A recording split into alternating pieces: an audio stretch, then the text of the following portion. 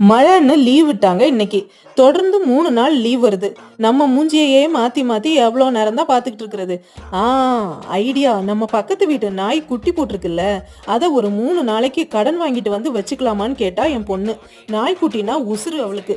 அதனால அந்த பப்பி குட்டியை வரவேற்க ரெடி ஆயிட்டா. அட்டைப்பெட்டியிலேயே ஆசை ஆசையா வீடு ஒன்று ரெடி பண்ணிக்கிட்டு இருந்தா. அந்த வீட்டுக்கு என்னமா டெக்கரேஷன் பாருங்க. ஆல்ரெடி வீட்டுக்கு மேல கூரையே இல்லாம வானம் பார்த்த மாதிரி தான் இருக்கு வீடு. இருந்தாலும் அந்த வீட்டுக்கு ஒரு கதவு, 2 ஜன்னல்னு குட்டி குட்டியா கட் பண்ணி ரெடி பண்ணிட்டா.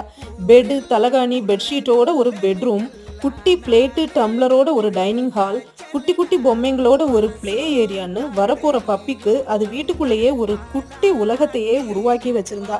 சிம்பிளா இருந்தாலும் அழகா இருந்த இந்த வீட்டை பார்த்துட்டு, அட உனக்குள்ளும் இவ்ளோ கலைத்திறமையான்னு கொஞ்சம் ஆச்சரியமா தான் இருந்தது. அவளோட சேர்ந்து நாமளும் அந்த பப்பி குட்டியை வரவேற்க தயாராவோமா?